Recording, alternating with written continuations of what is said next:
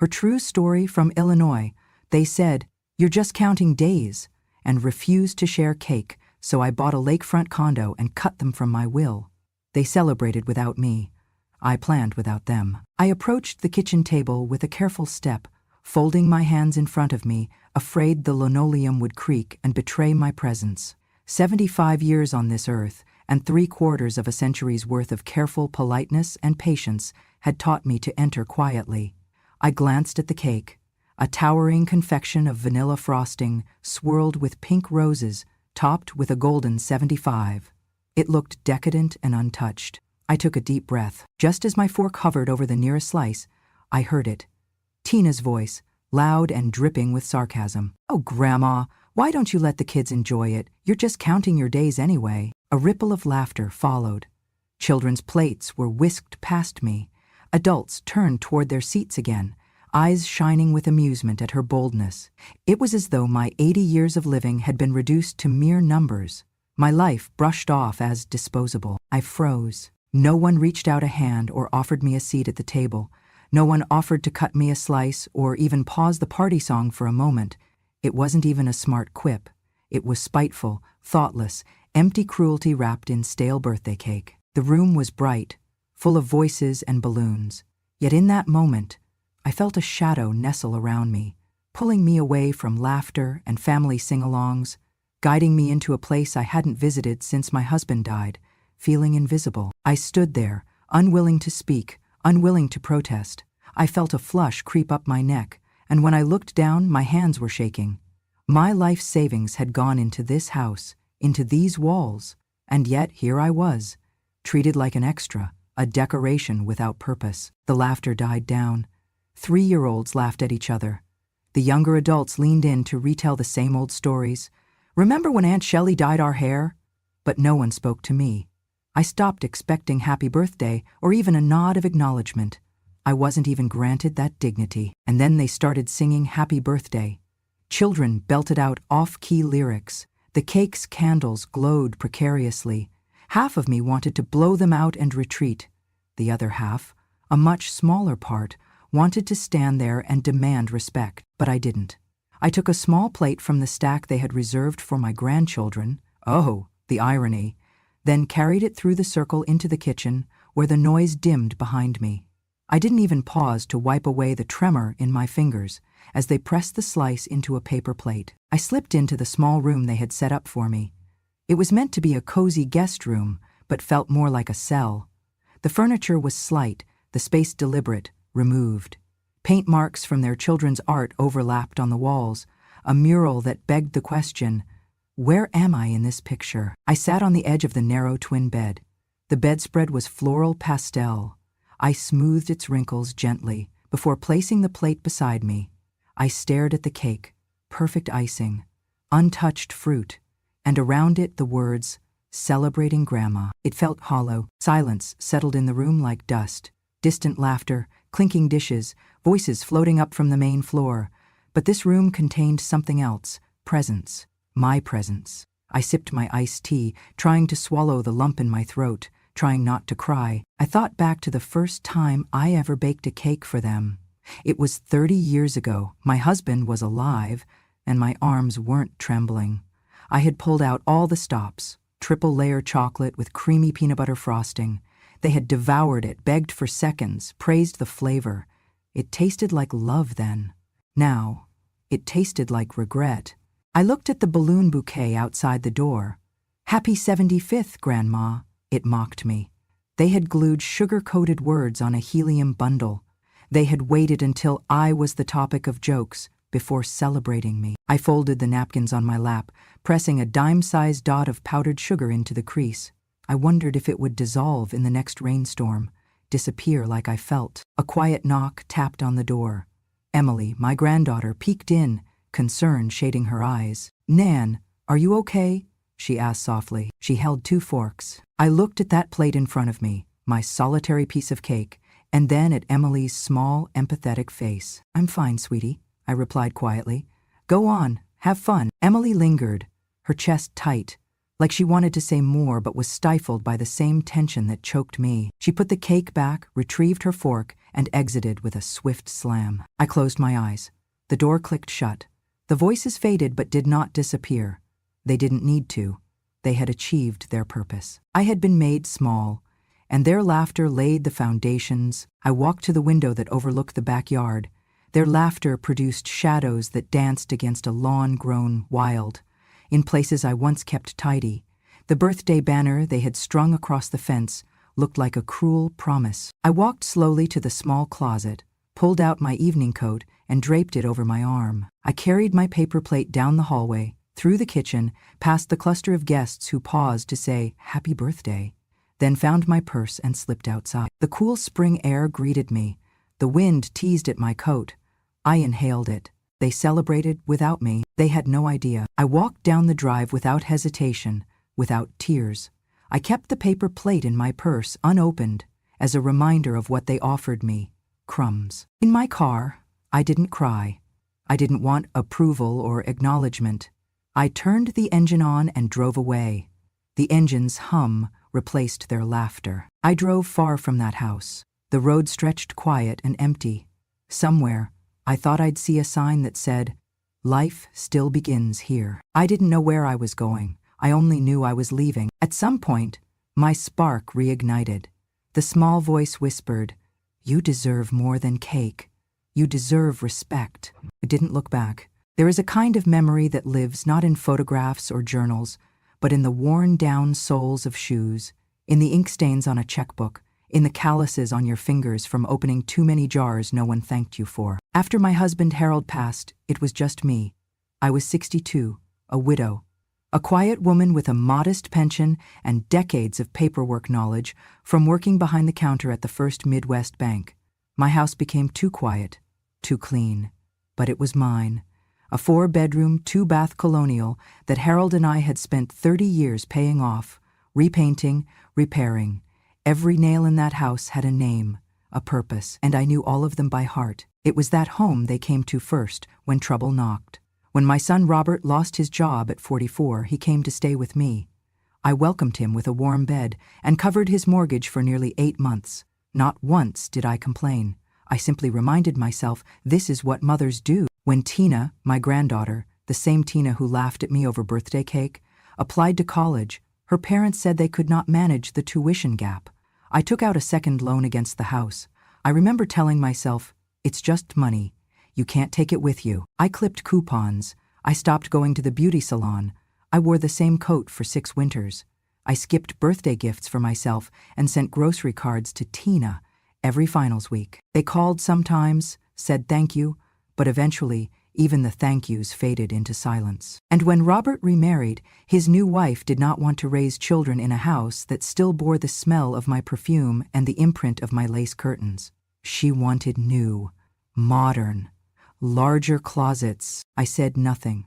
I sold the house. I'll just move into the guest room at Tina's until I find something smaller, I told myself. But that guest room became permanent, and slowly, my presence shifted from guest to burden. They didn't ask how I was sleeping.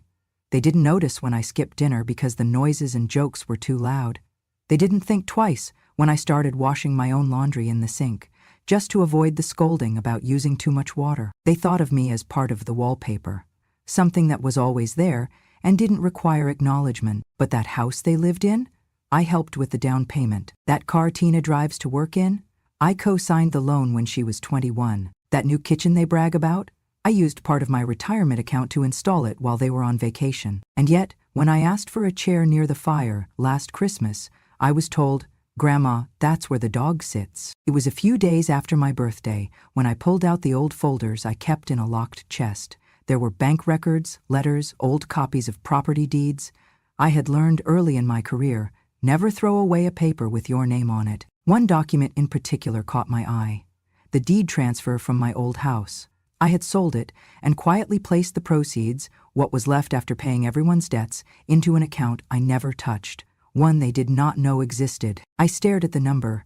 It wasn't much, but it was mine. My entire life had been a stream of small sacrifices, made without announcement, made without conditions, but somewhere along the way, They stopped seeing them as gifts. They became expectations, entitlements. A woman who gave without question became the woman who had no boundaries. And now they denied me cake? They denied me dignity? I closed the folder. That night, I didn't sleep. I sat by the window in my tiny room, watching the streetlight flicker against the hedge I once trimmed myself. I remembered my husband's voice. "You're the strongest woman I know, Mildy, but even strong people need to be treated right." He had said that when I stayed late at work after a robbery shook the branch. I repeated it aloud, just to hear it in the air. Even strong people need to be treated right. No one had treated me right in a long time, and suddenly I knew something. I didn't have to explain my goodness. I didn't have to beg for their respect. I didn't even have to ask them to see me. I had already given more than enough. The real question was, what would I do with what I had left? Some wounds do not bleed. They happen in silence, between dinner plates, behind closed doors, in the quiet erasure of a name. After the birthday party, nothing changed. If anything, the cold got quieter. Meals became moments I was never invited to. No one ever said, "Dinner's ready, Grandma," or asked if I preferred peas or carrots. They just ate, laughed, talked about their days. Tina posted her photos on Instagram of her family meals, where I was never in frame. And when they were done, when plates were scraped clean and wine glasses rinsed, I would hear a knock at my door. Or sometimes not even that. Just find a bowl of cold rice or a single slice of meatloaf left on the counter. No note, no warmth. I began calling them the nameless meals. I ate them alone, by the kitchen window, sometimes with a napkin, sometimes with just my hands. They never asked how my day went. I suppose they thought I had nothing to say. After all, what could an old woman possibly contribute? There were no photos of me in the living room. Not on the mantle, not on the refrigerator. There were photos of baby showers, graduation ceremonies, beach vacations, but none with me. Even the Christmas card from last year? I took the picture. They never asked me to be in it. At first, I tried not to mind. I told myself, "You're not vain. You don't need to be in pictures to matter." But then one day when a neighbor visited, she looked at the wall and asked Tina, "Where's your grandmother?" Tina just shrugged and said, "She likes to keep to herself." No one corrected her. No one said I was in the next room. No one brought me out to say hello. I was there, folding laundry. I had heard every word. One afternoon, I walked past the living room as my great-grandson Jordan played video games with a school friend. He must have been 10 or 11, too old to be so cruel, too young to realize the weight of what he was saying. The friend asked, "Who's that in the hallway?" Jordan replied, "That's just my grandma. She's old. She doesn't even remember much anymore." They both laughed. I turned and went back to my room. I didn't cry. Instead, I opened the drawer next to my bed, pulled out the navy blue journal I had kept since moving in, and began to write. Today I became invisible, not because I vanished, but because they decided I was no longer worth seeing. I started writing more. Every night, under the light of a dim lamp, I recorded what I had cooked, what I overheard, what I remembered from years gone by. Sometimes I wrote about Harold, about the time he surprised me with a picnic in the middle of February, just because I had mentioned missing summer. Sometimes I wrote about Robert as a boy, how he used to bring me daisies from the neighbor's yard and claim they were stolen love gifts. And sometimes I just wrote down the things they said to me, not to be bitter, but to remember that I wasn't making it up, that it had happened, that this erasure was real. One entry read, "Maybe don't say goodnight anymore. I say it to myself now." Another, "They threw out my knitting bag, said it was clutter. It had my wedding shawl in it." And one night, after another quiet dinner of leftovers and laughter from a room away, I wrote, "Is this what it means to be a burden? To exist but without presence?" I tried to leave notes, little reminders that I was still a person. I folded their towels and left a smiley face drawn on a sticky note. No one said thank you. I made muffins one morning and left them on the table. They were eaten. But when I came back in, someone had thrown away the tin with a napkin still inside. No one asked if they were from me. No one thought to. That night, I wrote the hardest line of all. I live in this house, but I don't belong to this family anymore. And that truth echoed louder than any birthday song they never sang for me. Because it was not about cake. It was not about chairs at a table or pictures on the wall. It was about something deeper, something crueler. I had given them my years, my money, my back, my love. But now I was a ghost, living, breathing, and somehow no longer real to them. And for the first time, I asked myself a question I had never dared to ask. Do I still want to be here? Not just in this house, but in this version of my life. Because I had a name. I had stories. I had a voice that still remembered songs and poems, and the exact color of the hydrangeas Harold planted on our 3rd anniversary. And maybe, just maybe, it was time someone else heard it. Someone who would not laugh, or shush, or turn away. Someone who would say, "Tell me again, Mildred. I never liked secrets." But some things are too sacred to be shouted. Some choices bloom best in silence. After that night, after my journal page stained with the words, "I live in this house, but I don't belong to this family anymore," I woke up with a strange stillness in my chest. Not sadness, not even anger, just a kind of clear knowing. It was time. They had forgotten, but I had not. I still held one final piece of my life before the burden. A property in Springfield, just a strip of land, nothing glamorous, but mine. It was the land Harold and I bought back when we were young and dreaming of building a vacation cabin. Life took us elsewhere. The cabin never came. But the land stayed. I had refused to sell it even when things got tight after Harold died. Now, I called the number of an old contact, a real estate agent named Louise who had handled the place for years. "Still holding on to that lot, Mildred?" she asked. "Not anymore," I said. The paperwork took 2 weeks. I signed documents at the local cafe so no one would notice if I came and went. I smiled politely to the notary public and didn't flinch when she asked if I had family who might help with the process. "No, this one's all me." When the sale closed, I opened a new bank account under my name only. The total came to $350,000, 0 cents. I stared at the balance on the screen and whispered, "Hello, old friend." It was the largest amount I had seen in my name in over a decade. It was not revenge, it was reclamation. I went online that same night. On the old tablet my granddaughter had tossed aside months ago, saying, "It's too slow to bother with." It worked just fine. I looked at properties across the state line. Quiet towns, lakefront condos, places where people still said good morning to strangers. I found it by accident, a 2-bedroom unit in Michigan, overlooking a calm patch of water that caught the sun just right in the photos. Wooden floors, French doors, a balcony just big enough for a rocking chair. I called. A man named Ethan answered. He sounded surprised that I wasn't calling for my adult children. "No," I told him, "I'm buying this one for myself." His tone shifted. "That's rare," he said. "I like that." I paid in full. No loans, no co-signers, no explanations, just my name on every line. The next morning, I began packing. Quietly, no cardboard boxes, just my suitcase from 1982 and a few reusable grocery bags. It didn't take much. A few dresses, my photo albums, the journal, Harold's watch, my shawl. Everything else, they had already claimed or discarded without asking. The day before I left, I made one last meal. A roast chicken. I left it in the fridge with a note.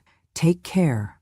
I won't be needing leftovers anymore." Then, at 2:14 a.m., I ordered a taxi. I didn't wait for sunrise. I didn't tell anyone goodbye. I stepped into the back seat, placed my suitcase beside me, and for the first time in years, closed the door, without feeling like someone might pull me back. The car pulled away from the curb. No one noticed. No one chased. They had celebrated without me. I had planned without them. As the taxi turned onto the highway, the lights of the house vanished behind a curve. I didn't look back. Instead, I pulled a small piece of cake from my purse, the one I had hidden after Tina's birthday party.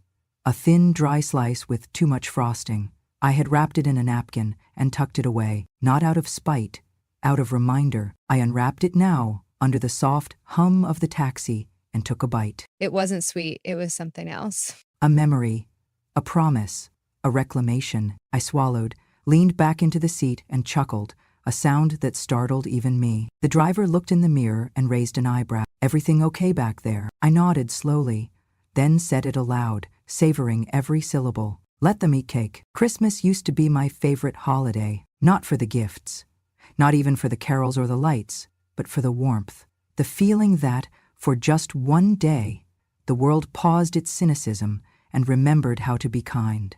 This year, I celebrated in silence, and it was the most peaceful Christmas I had in decades. I heard nothing from them, not in the weeks leading up to the holidays, not on the day itself. They did not know I had left, not really. They may have noticed my bedroom door staying shut, or that the leftover roast was gone, or perhaps that my shawl was missing from the hook by the stairs. But people rarely notice what's not loudly taken. They assume presence, until it disappears. From my new condo, the snow fell in elegant silence, touching the lake like a secret it could not hold. I spent the morning wrapped in a thick blanket, sipping peppermint tea on the balcony. The neighbor across the hall, Mrs. Carter, a retired literature professor, brought over cranberry muffins and asked if I liked Emily Dickinson. We read aloud to each other, two strangers who had decided not to be lonely. In the evening, I watched It's a Wonderful Life for the 20th time, and for the first time I realized I was not Mary. I was George, someone who gave and gave until they forgot they existed outside of giving. But now, I remembered, and it was enough. Back in Illinois, I imagine it took a while. I was no longer useful, no longer pouring coffee or folding towels or replacing paper towels no one noticed were ever gone. But Christmas morning arrived, and they noticed. No one had bought my gift. They never did. But my absence made wrapping their own feel unfinished. Tina asked where I was, maybe with a flicker of concern or guilt.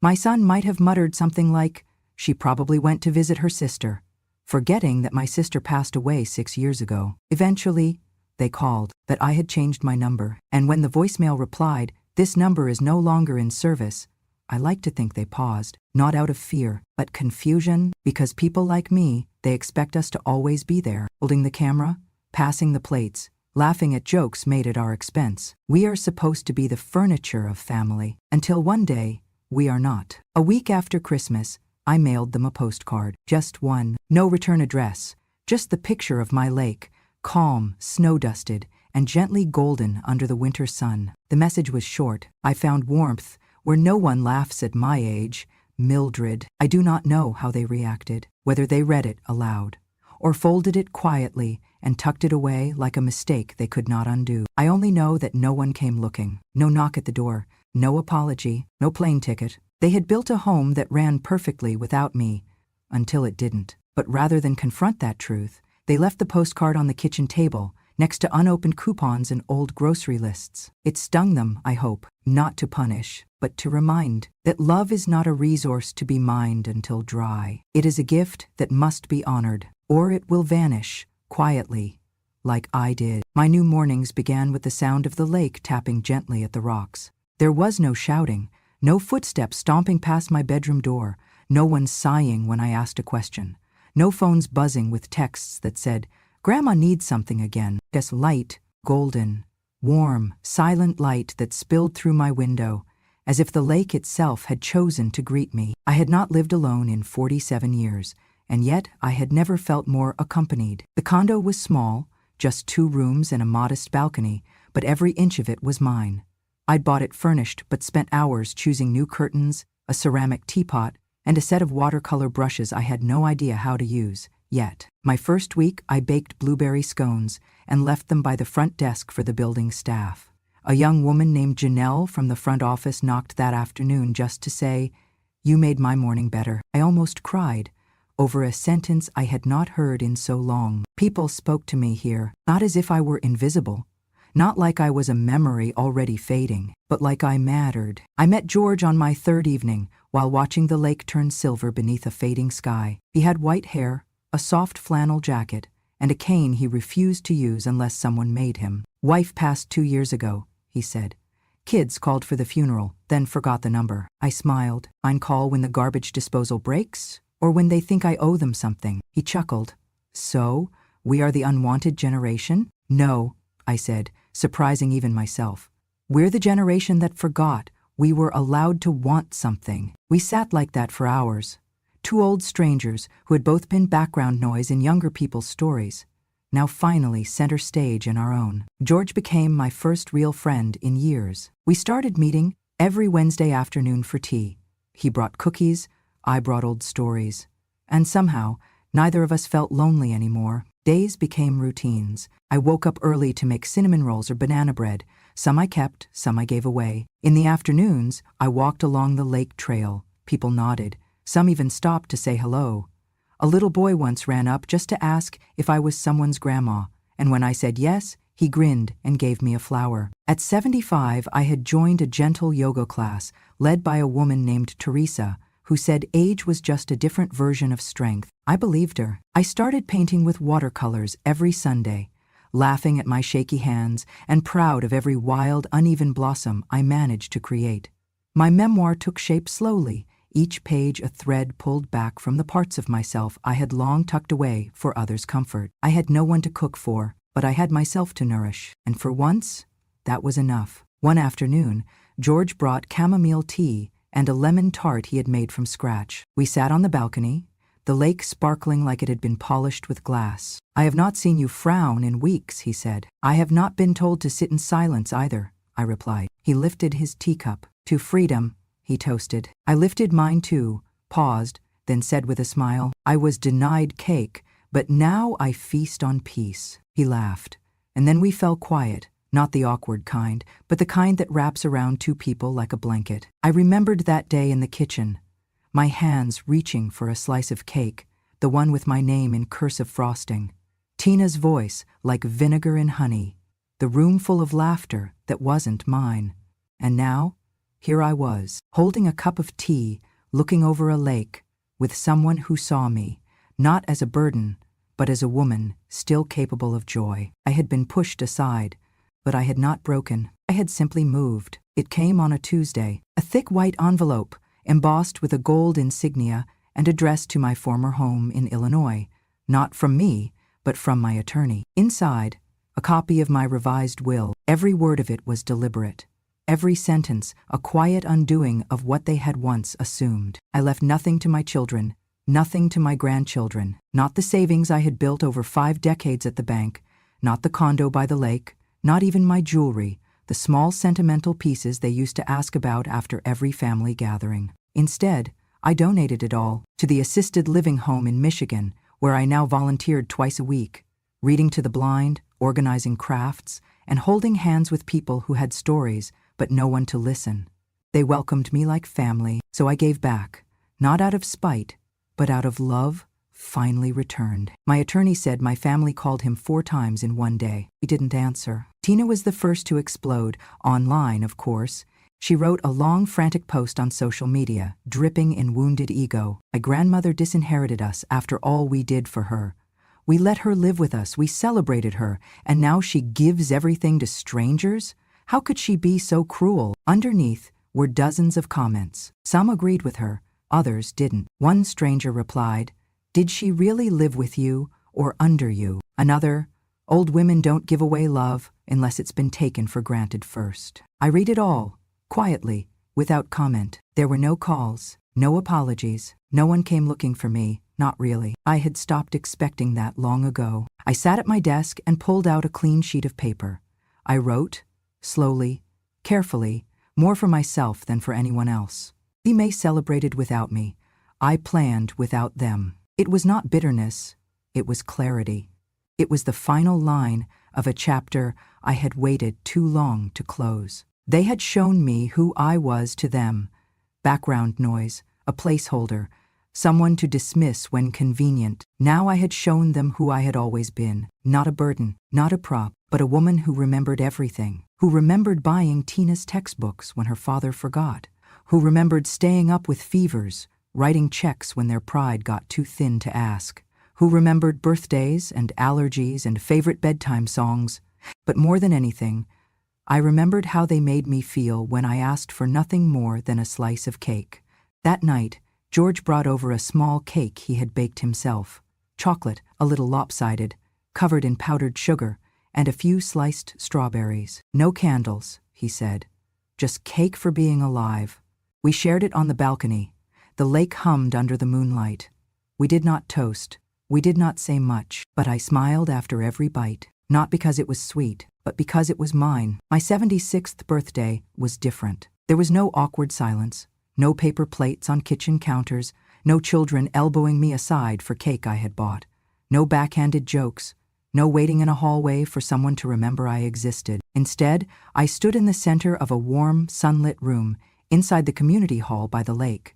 Folded chairs filled the space, but no one sat quietly. Everyone moved, laughed, hugged. The smell of cinnamon rolls and tea floated in the air. George wore a green sweater I had once complimented. He brought tulips in a mason jar. Joan, the woman who taught watercolor next door, baked a pecan pie. A group of teenagers I tutored in letter writing class made a giant card with 76 looks good on you in bubble letters across the front. There were no speeches planned, no forced songs, only something I had decided to do for myself. I walked to the little wooden podium in the corner, holding a page torn from my notebook, the one I had started writing in the week I left Illinois. I cleared my throat. Everyone went quiet, and I read. This year I finally learned that dignity isn't like cake. You do not get to slice it for someone else. You do not get to offer someone a bite and take the rest. Dignity is not given, it's claimed. There was silence at first. Then hands met hands in a soft wave of applause, gentle but sure, the kind that said, "We see you." I smiled, folded the paper, and tucked it back into the book. George stepped up beside me and raised a glass of sparkling cider. "To the woman who chose herself," he said. Laughter followed. A few people even wiped their eyes. I did not cry. I had done enough of that. Instead, I walked to the large window overlooking the lake. The late autumn sun shimmered on the water like golden thread being pulled across its surface. Trees flamed in amber and red, their leaves like memory, falling, but beautiful. I leaned against the window frame, and for the first time in decades I felt full, not from the cake or the cider or the sound of my name being spoken without obligation, but from something else. A stillness, a peace, a long overdue sense that I was no longer just counting the days. I was living them, and they were mine. After the guests left and the room returned to silence, I stayed behind. Just me and the folded chairs and the leftover pie. George helped me sweep up confetti. We did not say much, but before he left, he placed a note in my hand. His handwriting was shaky, but careful. "If you ever feel like sharing the view from that lakefront window with someone who also chose peace, I'll bring the coffee." I laughed softly, folded the note, and slipped it into my purse. The sun was setting as I stepped outside. Crisp air kissed my face. I tightened my shawl around my shoulders and looked up. A single leaf spun in the air, landed at my feet, then drifted off again with the breeze. I whispered to no one, but maybe to everything. I was just counting the days until I lived them fully. Thank you for staying with us through the end of Mildred's story. She was never loud. She never demanded anything. She gave quietly, sacrificed quietly, and for years she was dismissed, just as quietly, until one moment changed everything. It was not a scream. It was not a fight. It was a slice of cake denied and a dignity reclaimed. Her journey reminds us of something we often forget in this busy world, that love without respect becomes duty, and silence without recognition becomes grief. Mildred did not disappear. She chose herself. She stopped, waiting to be invited to the table. She built her own. She stopped whispering her worth in the dark. She began to live it out loud in the open and on her own terms. And isn't that what we all hope for? Not just to survive our later years, but to live them with meaning, with peace, and with pride. At Grandma True Stories, we tell these stories because they matter. Because too many women like Mildred have been made to feel like they take up space. Too many grandmothers have been forgotten in the corners of their own homes. Too many sacrifices have been erased. Too many birthdays have gone uncelebrated. Too many voices have been silenced. But not here. Here, every wrinkle holds a memory. Every scar has a story. Every woman deserves to be heard. So if you felt something today, if Mildred reminded you of someone you know, or maybe even of yourself, then we invite you to stay. Subscribe to Grandma True Stories and be part of a community that listens, honors, and uplifts. Because revenge doesn't always shout. Sometimes it whispers, "You didn't see me." But now the world will. And sometimes healing doesn't come in the form of apologies. It comes in the form of peace, by a quiet lake, a cup of tea, and a new chapter written on your own. We'll be here to share the next one with you. Until then, take care of your elders, listen closely to their silences, and never, ever, underestimate the strength of a woman who has nothing left to prove. Let us know in the comments, What would you do if you were Mildred? And if you believe dignity has no expiration date, hit subscribe. See you in the next story.